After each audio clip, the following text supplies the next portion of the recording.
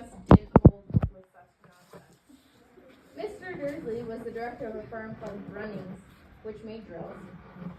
He was a big, beefy man with hardly any neck, although he did have very large mustache. Mrs. Dursley was thin and blonde and had nearly twice the usual amount of neck, which came in very useful as she spent so much of her time craning over garden fences and spying on her neighbors. The Dursleys had a small son called Dudley, and in their opinion, there was no finer boy anywhere. The Dursleys had everything they wanted, but they also had a secret, and their greatest fear was that somebody would discover it. They didn't think they could bear it if anyone found out about the Potters. Raise your hand if you didn't get breakfast this morning. Raise your hand. Keep your hand up if you brought a. Put your hand down. Raise your hand. Oh my gosh. Keep your hand raised if you brought a breakfast snack. Asaha. If you want, you can go grab a breakfast snack. I'll pause for 3 minutes. Boys locked in the hallway. Sophie, sit down. You are already in the entire recess. You should have been here soon. But do not get any crumbs on the floor, please. We weren't in the entire recess. Okay, you were in for a solid. I ate a snack during recess. What were you guys in here for? For that and something, and then I ate word orange. I ate. Because I don't want you guys to run out of food. Because we still have lunch and then we have another snack. I still have one snack. Yeah, I still have another snack. I still have a bunch of snacks. I'm saving her. If you have a breakfast snack that you have, you can go grab it. Is what I'm saying. Just don't make sure you have enough for your latest snack and lunch. Save some food for lunch. Because I'm sure you'll be hungry. I'm going to save mine. I have Do we have to bring our lunch? What are we even having for lunch? Today, yes, we did. What are we having for lunch? Whatever you brought. Pizza? Having pizza for lunch? We never bring anything. We're not bringing lunch this time. I thought Today you guys needed. were supposed to. Today you needed to bring something. Tomorrow you Tomorrow don't. you don't. I brought something. something. We can talk with you. No, when I was in, Miss Jessica said pizza was for lunch today, and she I only had. have one snack. Oh, so maybe they did some lunch then. Oh, maybe we did on this. Okay. Did Miss Jessica said I'm sure she knows. Yeah. I'm sure she knows. But if you Miss have Brittany, okay. my mom sprained her right ankle. Yeah. Mm-hmm. Yeah, My mom broke she her has back crunches. off the semi. Crutches now. Hey, Help, okay, it's in my in or underwear. out? In out. The coat. My mom has crutches now. Oh, Miss Brittany, by the way. My mom I don't does. know if you're in here, but they lose blanket privileges if their house loses points. As of right now, everyone's doing fantabulous, so Wait, how do you get points? good behavior. Like helping out with snack, lunch, etc. Making sure your whole house is sitting and listening while I'm reading and nobody's chit-chatting. Where's our water? In the blue bucket. Brother.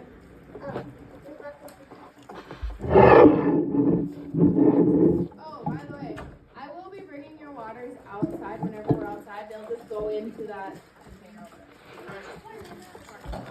Great work. You can put it in there yourself. You can carry it out yourself. Up to you. But that's just so that we know how to move your stuff is.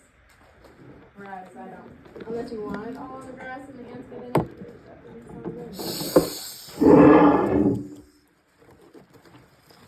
How many people are we waiting on? What? Okay, I'm going to continue. Ready? What? They didn't think they could bear it if anyone found out about the Potters.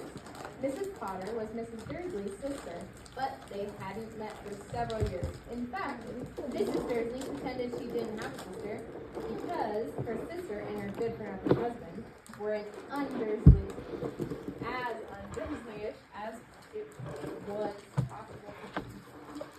The Dursleys shuddered to think what the neighbors would say as the Potters arrived in the street. The Dursleys knew that the Potters had a small son too, but they had it was another good reason for keeping the Potters away. They didn't want Dudley mixing with a child like that. When Mr. and Mrs. Dursley woke up on the dull gray Tuesday, our story started. There was nothing about the cloud sky outside to suggest that strange and mysterious things were soon happening all over the country. Mr. Dursley hummed as he picked up the most boring tie for work, and Mrs. Dursley gossiped away happily as she wrestled a screaming Dudley with his rifle.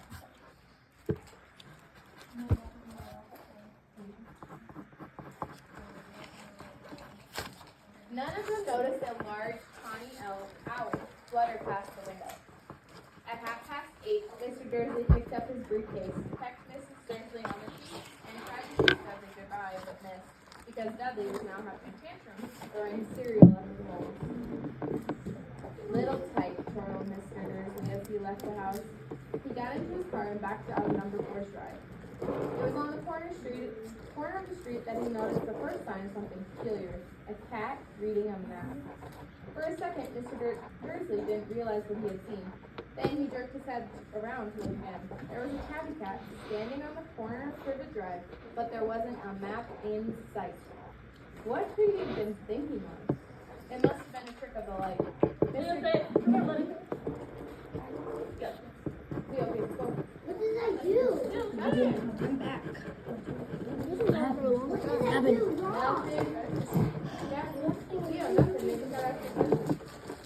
Gavin, did you get a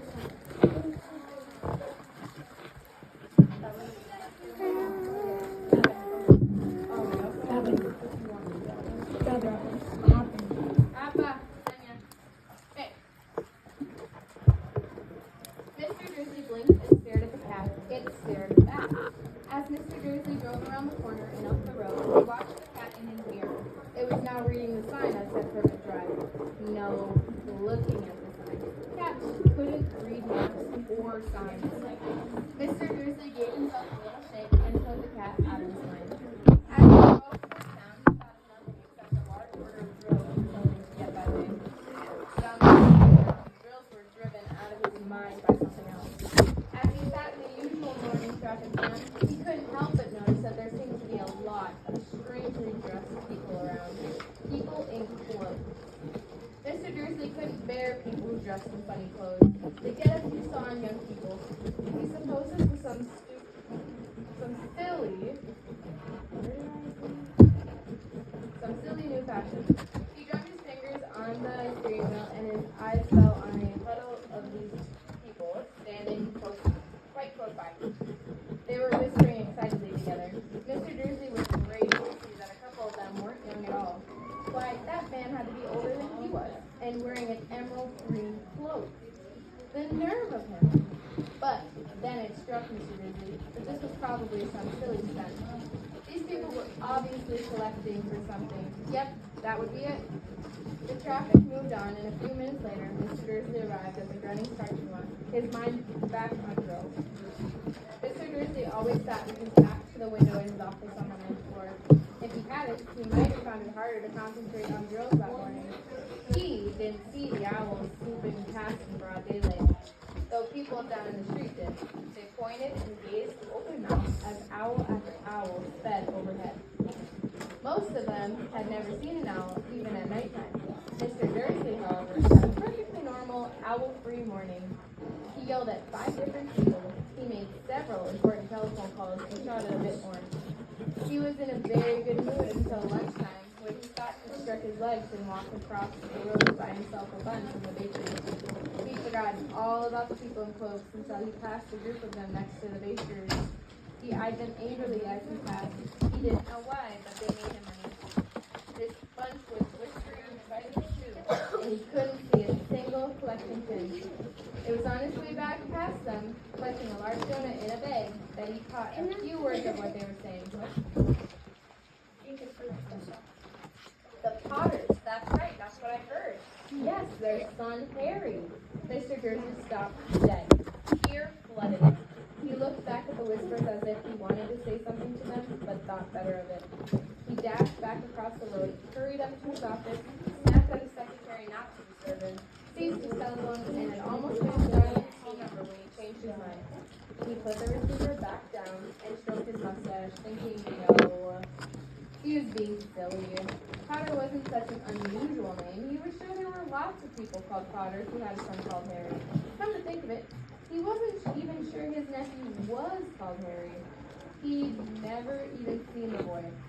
It might have been Harvey or Harold. There was no point in worrying Mrs. Dursley. She always got so upset at any mention of her sister. He didn't blame her, because he'd had a sister like that. But all the same, those people in clothes.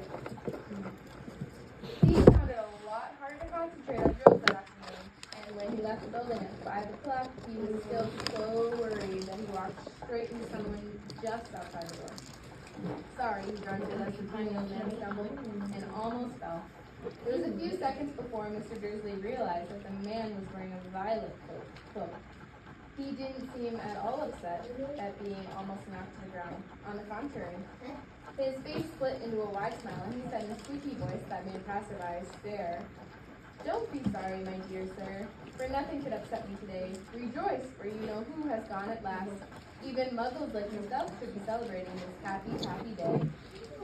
And the old man hugged Mr. Dursley around the middle and walked off.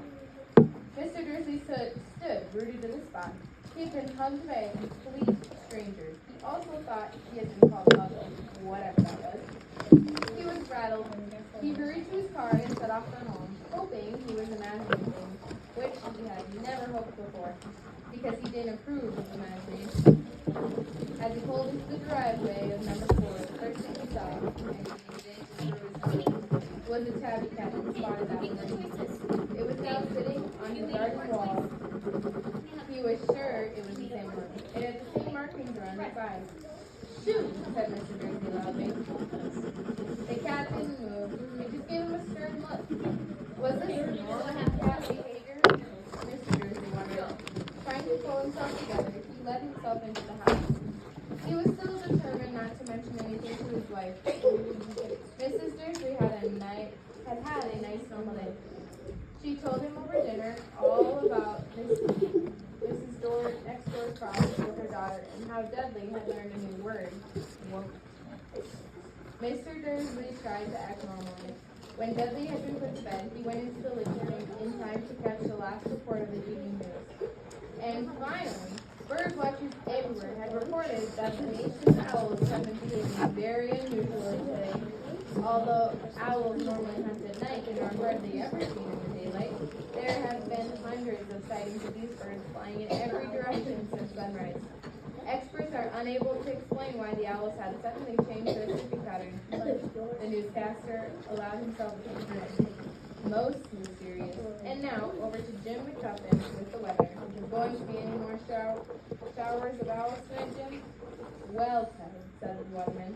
I don't know about that, but it's not only the owls that have been acting oddly today.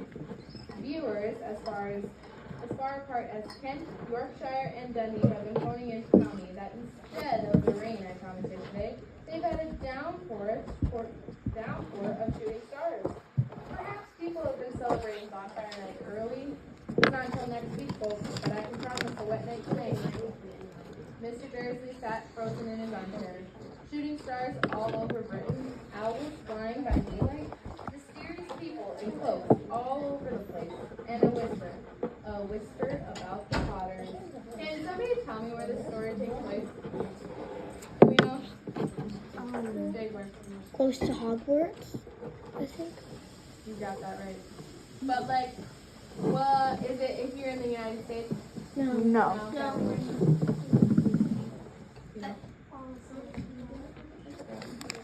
This is taking place over in Europe, in Great Britain.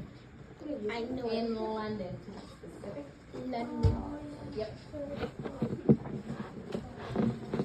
Mrs. Dursley came into the living room carrying 2 cups of tea. It was no good. He'd have to say something to her. He cleared his throat nervously. Petunia, dear, you haven't heard anything from your sister lately, have you? As he had expected, Mrs. Dursley looked shocked and angry. After all, they normally pretended she didn't have. No, said Sergeant. Why? Funny stuff on the news, Mr. Dursley mumbled. Owls, shooting stars, owls, shooting stars, and there were a lot of funny people looking in town today. Funny looking people in town today. So, Mrs. Dursley, well, I just thought maybe there was something to do with, you know, her crowd. Mrs. Dursley sipped her tea through pursed lips. Mr. Dursley wondered whether he dared tell her that he heard the name Potter. He decided he didn't dare. Instead, he said, as usually as he could, as casually as he could, "Their son, he'd be about Dudley's age now, wouldn't he?" "I suppose so," said Mrs. Dursley stiffly. "What's his name again? Howard, isn't it?" "Harry. Nasty, common name, if you ask me." "Oh, yes," said Mrs. Dursley, his heart sinking horribly. "Yes, I quite agree." He didn't say another word on the subject as they went upstairs to bed. While Mrs. Dursley was in the bathroom, Mr. Dursley crept to the bedroom window, and peered down into the front garden. The cat was still there. It was staring down toward the drive as though it were waiting for something. Was he imagining things? Could all this have anything to do with the Potters? If it did, if it got out that they were related to a pair of, well, he could bear to think it. The Dursleys got into bed. Mrs. Dursley fell asleep quickly, but Mr. Dursley lay awake, turning it all over in his mind. His last comforting thought before he fell asleep was that even if the Potters were involved, there was no reason for them to come near him and Mrs. Dursley. The Potters knew very well what he and Petunia thought about them and their kind. He couldn't see how he and Petunia could get mixed up in anything that might be going on beyond these windows. It couldn't affect them. How very wrong it was. Mr. Dursley might have been drifting into an uneasy sleep, but the cat on the wall outside was showing no sign of sleepiness. It was sitting as still as a statue, its eyes fixed unblinkingly on the far corner of Herbert Drive. It didn't so much as quiver when a car door slammed on the next street, nor when two owls swooped overhead. In fact, it was nearly midnight before the cat moved at all. A man appeared on the corner the cat had been watching. Appeared so suddenly and silently, you'd have thought he'd just popped off the ground. The cat's tail twitched and its eyes narrowed. Nothing like this man had ever been seen on Privet Drive. He was tall, thin, and very boned. Judging by the silver of his hair and beard, which were both long enough to tuck into his belt, he was wearing long robes, a purple cloak that swept the ground, and high-heeled buckled boots. His blue eyes were light, bright, and sparkling behind half-moon spectacles, and his nose was very long and crooked, as though it had never been. This man's name was Albus Dumbledore. Albus Dumbledore didn't seem to realize that he had just arrived in a street where everything from his name to his boots was unwelcome. He was busy rummaging in his cloak, looking for something, but he didn't seem to realize he was being watched, because he looked up suddenly at the cat, which was still staring at him from the other end of the street. For some reason, the sight of the cat seemed to amuse him. He chuckled and muttered, "I should have known." He found what he was looking for inside his pocket. Little Faith, you can come ask me why she's reading. It seemed to be a silver lighter. He flipped it open, held it up in the air, and clicked it. The nearest street lamp went out with a little pop. He clicked it again. The next lamp flickered into darkness. 12 times he clicked the cut outer, until the only lights left in the whole street were two tiny pinpricks in the distance, which were the eyes of the cat watching. If anyone looked out of their window now, even beady-eyed Mrs. Dursley, they wouldn't be able to see anything else happening down on the pavement. Dumbledore slipped the foot outer back inside his cloak and set off down the street towards number 4, where he sat down on the wall next to the cat. He didn't look at it, but after a moment he spoke to it. "Fancy seeing you here, Professor McGonagall." He turned to smile at the tabby, but it had gone. Instead, he was looking at a rather severe-looking woman who was wearing square glasses, exactly the shape of the markings the cat had around its eyes. She, too, was wearing a cloak, an emerald one. Her black hair was drawn into a tight bun. She looked distinctly ruffled. "How did you know it was me?" she asked. "My dear Professor, I've never seen a cat sit so stiffly." "You'd be stiffed if you've been sitting on a brick wall all day, said Professor McGonagall. All day? When you could have been celebrating? I must have passed a dozen feasts and parties on my way here. Professor McGonagall sniffed angrily. Oh yes, everyone's celebrating all right, she said impatiently. You'd think they'd be a bit more careful, but no. Even the Muggles had noticed something's going on. It was on their news. She jerked her head back at the Dursleys' dark living room window. I heard it. Flocks of owls, shooting stars. Well, they're not completely daft. They were bound to notice something. Shooting stars down in Kent? I'll bet that was Daedalus Diggle. He never had much sense. You can't blame them, said Dumbledore gently. We've had precious little to celebrate for 11 years. I know that, said Professor McGonagall irritably, but that's no reason to lose our heads. People are being downright careless out on the streets in broad daylight, not even dressed in Muggle clothes, swapping rumors. She threw a sharp sideways glance at Dumbledore here, as though hoping he was going to tell her something, but he didn't. So she went on.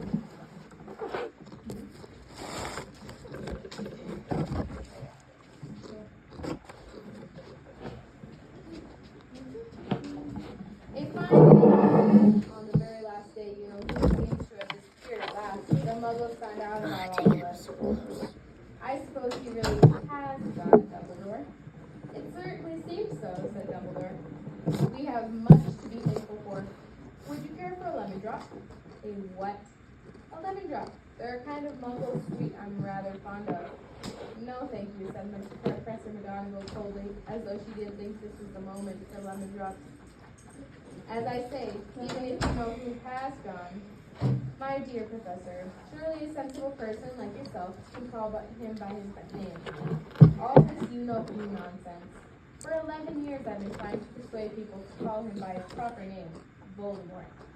Professor McGonagall flinched, but Dumbledore, who was unsticking 2 lemon drops, seemed to not notice. It all gets so confusing if you keep saying you know who. I have never seen any reason to be frightened of saying Voldemort's name. I know you haven't, said Professor McGonagall, sounding half exasperated, half admiring, but you're different. Oh, all right, Voldemort was frightened of. You flatter me, said Dumbledore calmly. Voldemort had powers I will never have, only because you're too, well, noble to use them. It's lucky it's dark. I haven't blushed so much since Madame Pomfrey told me she liked my new earmuffs. Professor McGonagall shot a sharp look at Dumbledore and said, the owls are nothing next to the rumors that are flying around. You know what everyone's saying about why he's disappeared and what finally stopped him. It seemed that Professor McGonagall had reached the point she was most anxious to discuss. The real reason she'd been waiting on the cold-hearted wall all day, for neither as a cat nor as a woman had she fixed Dumbledore with such a piercing stare as she did now. It was plain that whatever everyone was saying, she was not going to believe it until Dumbledore told her. Dumbledore, however, was choosing another lemon drop and did not answer. What there's to say is that last night, Voldemort turned up in James Potter. He went to James Potter. The rumor is that Lily and James Potter that they're dead. Dumbledore bowed his head. Professor McGonagall gasped. Lily and James? I can't believe it. I didn't want to believe it. Oh, Albus. Dumbledore reached out and patted her on the shoulder. I know, he said heavily. Professor McGonagall's voice trembled as she went on. That's not all. They're saying he tried to kill Potter's son, Harry, but he couldn't. He couldn't. And no one knows why or how, but they're saying that when he couldn't, Voldemort's powers somehow broke, and that's why he's gone. Dumbledore nodded glumly. It's true, faltered Professor McGonagall. After all he's done, he couldn't kill a little boy. It's just astounding. Of all the things to stop him. But how in the name of heaven did Harry survive? We can only guess, said Dumbledore. We may never know. Professor McGonagall pulled out a lace handkerchief and dabbed at her eyes beneath her spectacles. Dumbledore gave a great sniff as he took a gold watch from his pocket and examined it. It was a very odd watch. It had 12 hands, said one word, and said little planets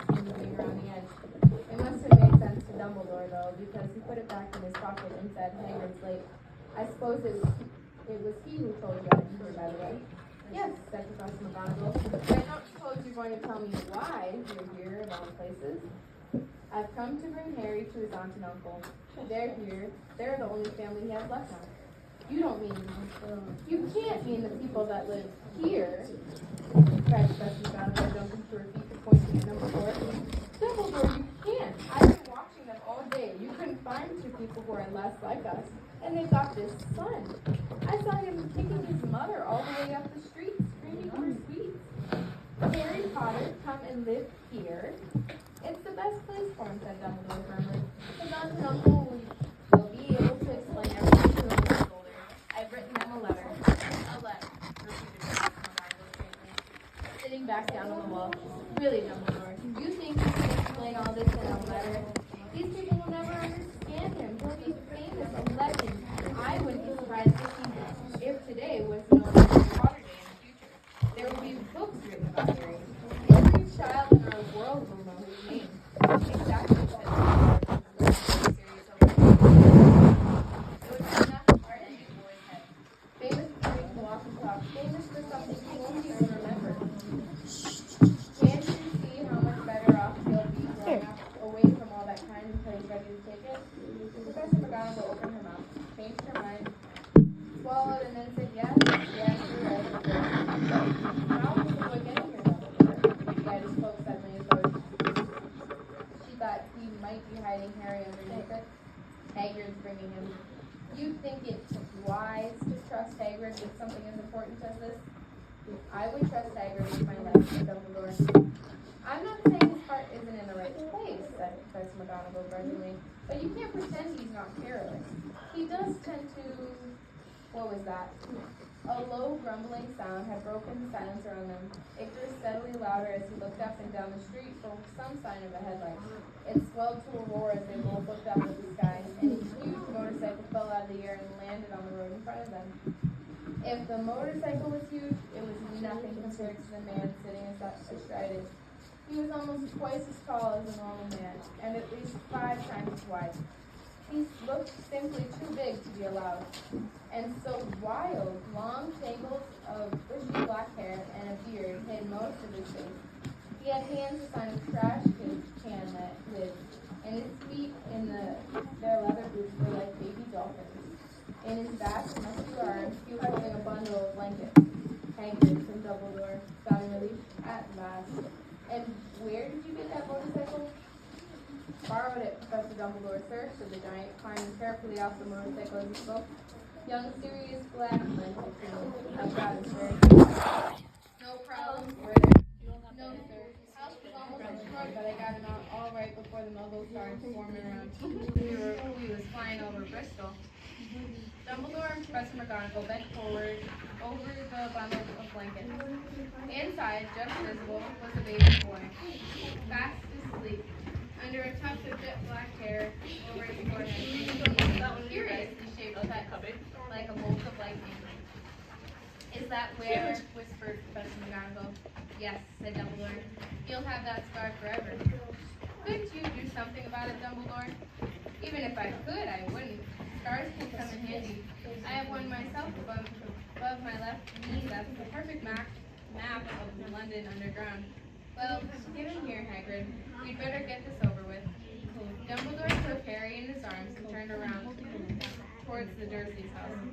Could I say goodbye to him, sir? Asked Hagrid. He bent his great shaggy head over Harry and gave him what must have been a very scratchy, whispery kiss. Then suddenly, Hagrid let out a howl like a wounded dog. Shh, hissed Professor McGonagall. Don't wake up the Muggles. Sorry, sobbed Hagrid, taking out a large spotted handkerchief and burying his face in it. But I can't stand it. Lily and James dead, and poor little Harry off to live with Muggles. Yes, it's all very sad, but get a grip on yourself, Hagrid, or we'll be found, Professor McGonagall whispered, patting Hagrid gingerly on the arm as Dumbledore stepped over the low garden wall and walked into the front door. He laid Harry gently on the doorstep, took a letter out of his coat, tucked it inside Harry's blanket, then came back the other 2. For a full minute, the 3 of them stood and looked at the little bundle. Hagrid's shoulders shook. Professor McGonagall blinked furiously, and a twinkling light that usually shone from Dumbledore's eyes seemed to have gone out. Nice. Abby, how much fun? How much do you have left? Well, said Dumbledore finally, that's that. We've no business staying here. We may as well go and join the celebration. Yeah, said Hagrid in a very muffled voice. I'd better get this bike away. Good night, Professor McGonagall. Good night, Professor Dumbledore, sir. Wiping his streaming tears on his jacket sleeve, Hagrid swung himself onto the motorbike and kicked the engine into life. With the roar, it rose into the air and off into the night. I shall see you soon, I expect, Professor McGonagall, said Dumbledore, nodding to her. Professor McGonagall blew her nose and replied.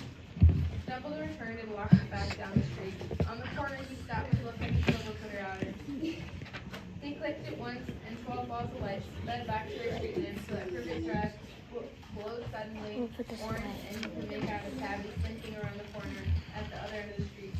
He could just see the bundle of blankets on the step of number 4. Good luck, Harry, he murmured. He turned on his heel, and with a swish of his cloak, he was gone. A breeze ruffled the neat hedges of Privet Drive, which lay silent and tidy under the deep sky. The very last place you would expect astonishing things to happen. Harry Potter rolled over inside his blankets without waking up. One small hand closed on the letter beside him, and he slept on, not knowing he was special, not knowing he was famous, not knowing he'd be woken in a few hours' time by Mrs. Dursley's scream as she opened the front door to put out the milk bottles. Now, nor that he would spend the next few years being prodded and pinched by his cousin Dudley. He couldn't know that at this very moment, people meeting in the secret all over the country were holding up their glasses and saying in hushed voices, Harry Potter, the boy who lived.